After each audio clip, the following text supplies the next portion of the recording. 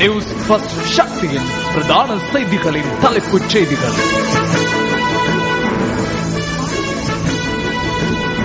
வணக்கம். ரகசிய போலீஸ் பிரிவின் போலீஸ் பரிசோதகர் தற்கொலை செய்து கொண்டதாக சந்தேகம்.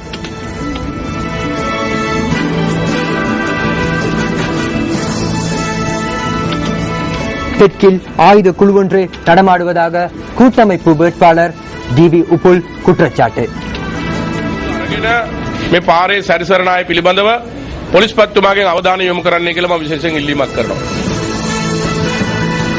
சர்வதேச அழுத்தம் தொடர்பில் முன்னாள் ஜனாதிபதி கருத்து.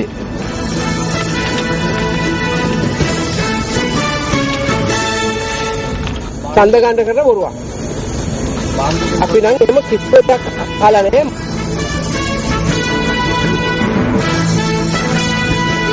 மேலும் பல செய்திகளுடன் கலையகத்தில் சந்திரிகா ஆறுமுகம். சந்திரிகா. நன்றி அருண் பிரசாத்.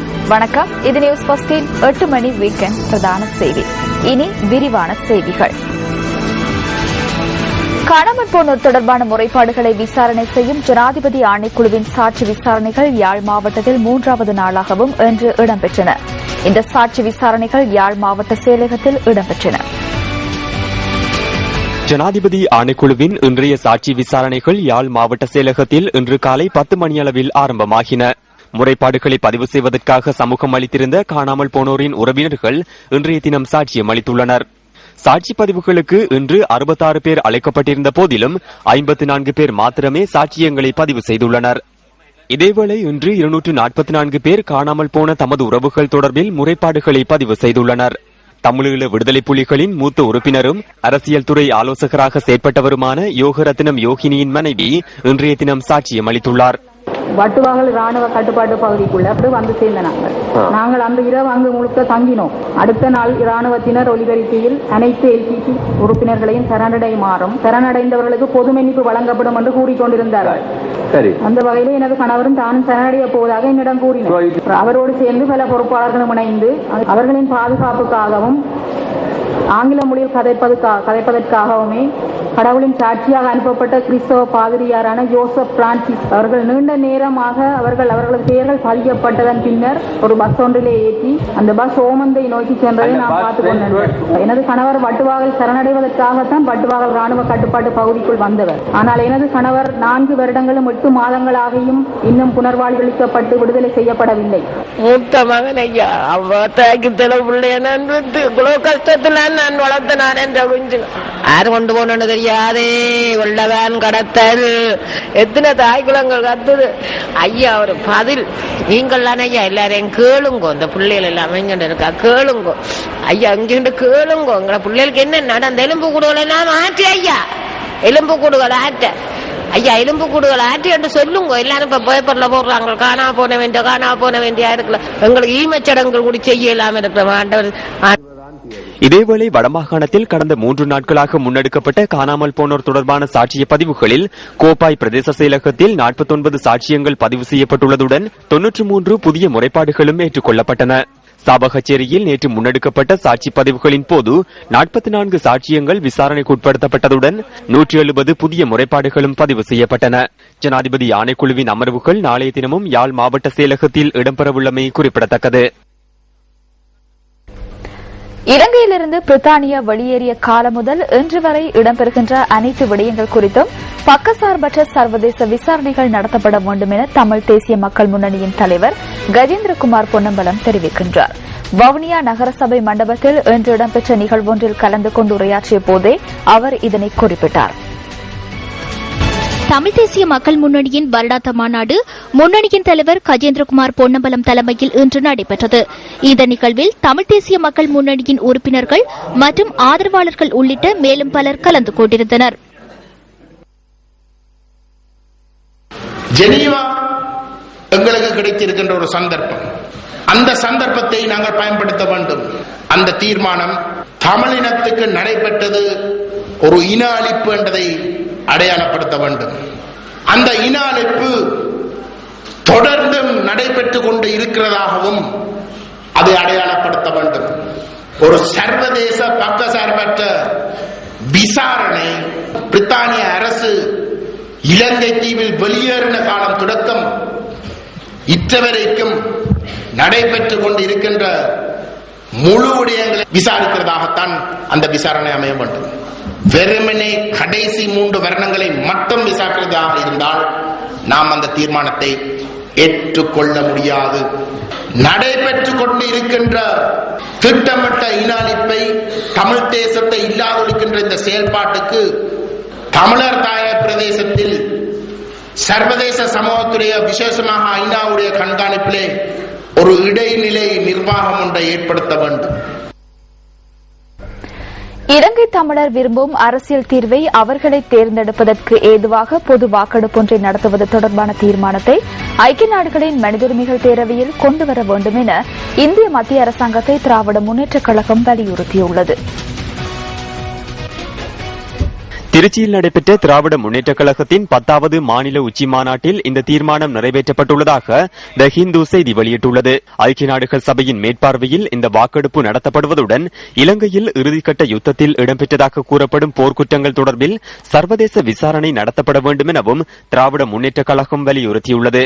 மார்ச் மாதம் நடைபெறவுள்ள ஐக்கிய நாடுகள் மனித உரிமை பேரவையின் கூட்டத்தொடரில் இலங்கை அரசாங்கத்தின் நோக்கத்துக்கு எந்தவிதத்திலும் துணை போகாமல் இலங்கை அரசுக்கு எதிராக அமெரிக்கா முன்மொழிய உள்ள தீர்மானத்துக்கு இந்திய மத்திய அரசு ஆதரவளிக்க வேண்டும் எனவும் சுட்டிக்காட்டப்பட்டுள்ளது. இதேவேளை சென்னை உயர்நீதிமன்றத்தில் தொடரப்பட்டுள்ள வழக்கில் கச்சத்தீவில் தமிழக மீனவர்கள் மீன்பிடிப்பதற்கு உரிமை இல்லை என மத்திய அரசு பதில் மனு தாக்கல் செய்துள்ளமை கண்டனத்துக்குரியது எனவும் திராவிட முன்னேற்றக் கழகம் குறிப்பிட்டுள்ளது. அத்துடன் இந்திய மத்திய அரசு இலங்கை அரசாங்கத்துடன் பேச்சுவார்த்தை நடத்தி தமிழக மீனவர்களை பாதுகாப்பதற்கான நடவடிக்கைகள் விரைவாக முன்னெடுக்கப்பட வேண்டும் எனவும் வலியுறுத்தப்பட்டுள்ளது. இதேவேளை மனிதநேயம் மற்றும் மனித உரிமை அடிப்படையில் 140 உலக நாடுகள் தூக்கு தண்டனையை ரத்து செய்துள்ளதாக சுட்டிக்காட்டியுள்ள திராவிட முன்னேற்றக் கழகம் இந்தியாவில் தூக்கு தண்டனை ரத்து செய்வது தொடர்பில் மத்திய அரசு கவனம் செலுத்தவில்லை என விமர்சனம் வெளியிட்டுள்ளது. தூக்கு தண்டனை குற்றங்களை ஒழிக்கவோ குறைக்கவோ முடியாது எனவும் இதுகுறித்து பரிசீலித்து தூக்கு தண்டனையை முற்றாக ரத்து செய்ய மத்திய அரசு சட்டத்தில் திருத்தம் கொண்டுவர வேண்டும் எனவும் திராவிட முன்னேற்றக் கழகம் வலியுறுத்தியுள்ளது. கல்கிச போலீஸ் நிலையத்தின் குற்றப்புலனாய்வு பிரிவின் பொறுப்பதிகாரி GW மில்டன் சமரகோனின் மரணம் தற்கொலையாக இருக்கலாம் என சந்தேகம் வெளியிடப்பட்டுள்ளது. கொடகம பகுதியில் உள்ள நீர்நிலையொன்றிலிருந்து அவரது சடலம் இன்று காலை கண்டெடுக்கப்பட்டது. 119 என்ற போலீஸ் அவசர தொலைபேசி இலக்கத்துக்கு கிடைத்த அழைப்புக்கு அமைய போலீஸ் அதிகாரியின் சடலம் இன்று காலை கண்டெடுக்கப்பட்டது. நேற்றிரவு கடமையை நிறைவு செய்து இன்று காலை 8:20 அளவில் வருகை தந்தேன். அதன்போது இந்த நீர்நிலையில் ஒருவரின் சடலம் இருப்பதனை அவதானித்தேன். அவரது காலுக்கு கீழ் துப்பாக்கி ஒன்று காணப்பட்டது. அதனை அடுத்து 119 என்ற இலக்கத்துக்கு அழைப்பு ஏற்படுத்தி தெரிவித்தேன்.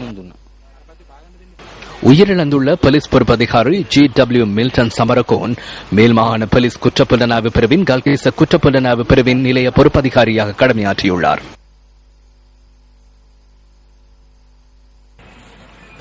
உயிரிழந்த போலீஸ் உத்தியோகத்தரின் வலது கைக்கு மேற்பகுதியில் துப்பாக்கிச்சூடு காணப்படுவதாக போலீசார் குறிப்பிட்டனர். சடலத்துக்கு அருகிலிருந்து அவர் கடமைக்காக பயன்படுத்துகின்ற துப்பாக்கியும் தேசிய அடையாள அட்டை மற்றும் போலீஸ் அடையாள அட்டை ஆகியனவும் கண்டெடுக்கப்பட்டுள்ளன. 1989 ஆண்டு உப போலீஸ் பரிசோதகராக போலீஸ் சேவையில் இணைந்து கொண்ட சமரகோன் நாட்டின் பல பாகங்களிலும் கடமையாற்றியுள்ளார். 2 பிள்ளைகளின் தந்தையான அன்னார் நுகைகொட பகுதியில் வசித்து வந்ததாகவும் போலீசார் கூறினர். 2005 ஆண்டு முதல் அவர் குற்றப்புலனாய்வு பிரிவில் கடமையாற்றி வந்துள்ளார். குறிப்பாக யுத்தம் நிறைவடையும் கால பகுதியிலும் அதற்கு முன்னரும் குற்றப்புலனாய்வு பிரிவில் மிக சிறந்த முறையில் கடமையாற்றிய திறமையான ஒருவர். கல்கிச போலீஸ் நிலையத்தில் கடமையாற்றிய அவர் நேற்று மாலை 5:50 அளவில் திகிவல போலீஸ் நிலையத்துக்கு வருகை தந்துள்ளதாக போலீசார் குறிப்பிட்டனர். அவரது கடமை நிற துப்பாக்கி இதுவரை காலமும் திகிவல போலீஸ் நிலையத்திலே இருந்தது. கல்கிச போலீசுக்கு கொண்டு செல்வதாக கூறி நேற்று 5:50 அளவில் திகிவல போலீஸ் நிலைய தகவல் பதிவேட்டில் கையொப்பமிட்டு துப்பாக்கி எடுத்துச் சென்றுள்ளார். பெரும்பாலும் இது தற்கொலையாக இருக்கலாம். அதற்கான சில காரணங்கள் அவர் வசம் காணப்பட்டன. எனினும் அது கடமையுடன் தொடர்புடைய பிரச்சனை அல்ல.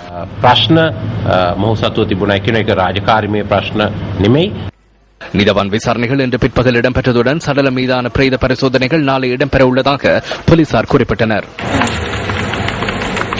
அமைச்சர் மைத்ரிபால சிறிசேன பாராளுமன்றத்துக்கு பிரவேசித்து 25 ஆண்டுகள் பூர்த்தியை முன்னிட்டு நேற்று புலனறுவையில் விசேட நிகழ்வு ஒன்று இடம்பெற்றது. இந்த நிகழ்வில் அமைச்சர்கள், பாராளுமன்ற உறுப்பினர்கள் மற்றும் பிரதேச அரசியல்வாதிகள் பலரும் கலந்து கொண்டிருந்தனர். அமைச்சர் மைத்ரிபால சிறிசேனவின் மக்கள் சேவையை பாராட்டி இதன்போது நினைவு சின்னம் ஒன்றும் வழங்கப்பட்டது.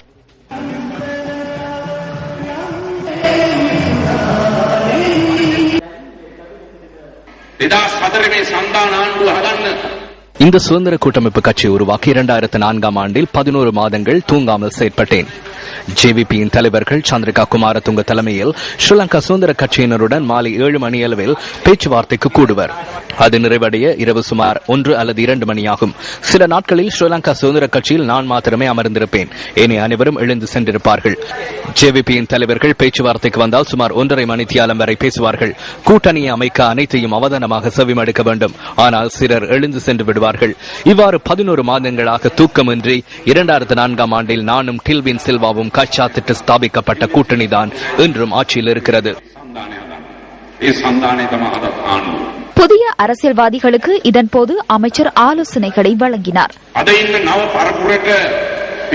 கடந்த 25 ஆண்டுகளாக பாராளுமன்றத்தில் இருக்க முடிந்ததற்கு அரசியல் ரீதியிலான விமர்சனங்கள் இருப்பினும் மனசாட்சிக்கு நேர்மையாக புலனர்வு மக்களுடன் வாழ்ந்தமையே பிரதான காரணம் என்பதை இன்றைய புதிய தலைமுறையினருக்கு, குறிப்பாக பாராளுமன்ற, மாகாண சபை மற்றும் பிரதேச சபைகளை பிரதிநிதித்துவம் செய்பவர்களுக்கு நான் தெளிவாக கூறிக்கொள்கிறேன். ஆரம்பத்தில் இருந்தவர்களை மறக்கக்கூடாது.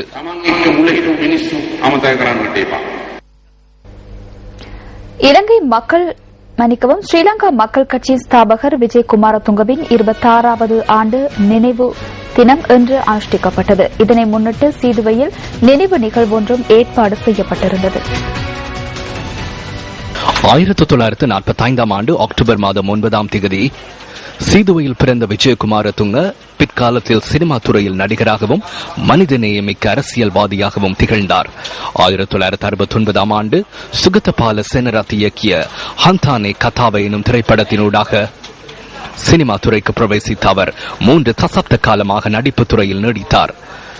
பாரதிகே திரைப்படத்தினூடாக பின்னணி பாடகராக இசைத்துறைக்கு பிரவேசித்த அவர் சங்கராவே சிகினய திரைப்படத்தில் பல்கலைக்கழக விருதையும் பெற்றுக்கொண்டார். 1977ஆம் ஆண்டு அரசியலுக்குள் பிரவேசித்த அவர் இனங்களுக்கிடையில் நல்லிணக்கத்தை ஏற்படுத்துவதற்கு பெரிதும் பாடுபட்டவர். 2 பிரதமர்களின் புதல்வியான சந்திரிகா பண்டாரநாயக்கவை திருமணம் முடித்த அவர் 1988ஆம் ஆண்டு இன்று போல் ஒரு நாளில் துப்பாக்கிச் சூட்டுக்கு இலக்காகி உயிரிழக்கும் போது 2 பிள்ளைகளின் தந்தையாக இருந்தார். சீதுவையில் உள்ள விஜயகுமாரதுங்கவின் உருவச்சிலைக்கு இன்று காலை மலர் அஞ்சலி செலுத்தப்பட்டு அவரது 26வது நினைவு தினம் நினைவு கூறப்பட்டது. முன்னாள் ஜனாதிபதி சந்திரிகா பண்டாரநாயக்க குமாரதுங்க, விஜயகுமாரதுங்கவின் குடும்ப உறுப்பினர்கள் உள்ளிட்ட பலர் இதன் போது கலந்து கொண்டிருந்தனர். சர்வதேச அழுத்தத்தினூடாக மின்சார கதிரையில் அமர்த்துவதற்கான முயற்சி தொடர்பில் முன்னாள் ஜனாதிபதியிடம் ஊடகவியலாளர்கள் கேள்வி எழுப்பினர்.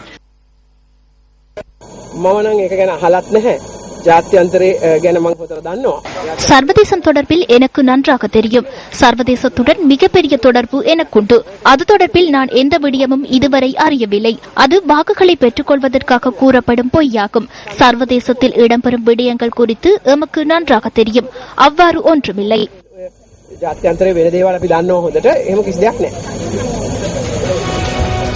ஸ்ரீலங்கா முஸ்லிம் காங்கிரசின் செயற்பாடுகள் தொடர்பில் இன்று இடம்பெற்ற தேசிய சுதந்திர முன்னணியின் ஊடகவியலாளர் மாநாட்டில் கருத்து தெரிவிக்கப்பட்டது. ஸ்ரீலங்கா முஸ்லிம் காங்கிரஸ் நவநீதம் பிள்ளைவித்த ஒத்து சபையுமே ஹக்கீம்கே வார்த்தாவத் தீலது. நவநீதம் பிள்ளைக்கு தகவல் வழங்கும் வகையில் ஸ்ரீலங்கா முஸ்லிம் காங்கிரசின் ஹக்கீம் அறிக்கையொன்றை வழங்கியுள்ளார். ஐக்கிய நாடுகள் மனித உரிமைகள் பேரவையின் உறுப்பினர்களுக்கு மாத்திரமல்ல, சவுதி மற்றும் குவைட் ஆகிய நாடுகளுக்கும் அந்த அறிக்கை வழங்கப்பட்டுள்ளது. கிடைக்கப்பெற்றுள்ள தகவலின் பிரகாரம் அந்த அறிக்கையின் விடயங்கள் நவநீதன் பிள்ளையின் தீர்மானத்தில் உள்ளடக்கப்பட்டுள்ளது.